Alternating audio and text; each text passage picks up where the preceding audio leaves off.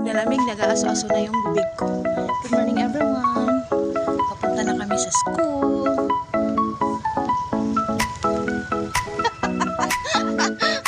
Ay, nagkasama ko. Iwan pala ko nakikita. See ya! Bye! Fix lang naman ng zero, pero may snack si May. I mean, dere talaga yung mayor at nagpa-snack kami.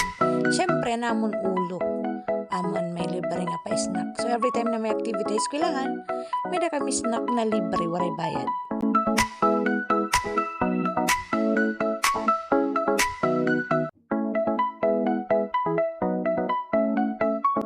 Na, kitaon naton kung ano suludan pa snack ka naton ulo. So, of course, kitaon naton ang syahan, may da kita tubig. May da kita Ovaltine juice. Milky something. Ngan, may da kita marasa nga tinapay.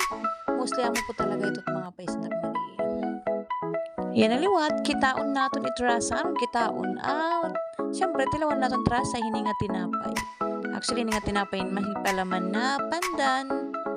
So, amo po ito't amon snack for today. Hanamon pag-duty,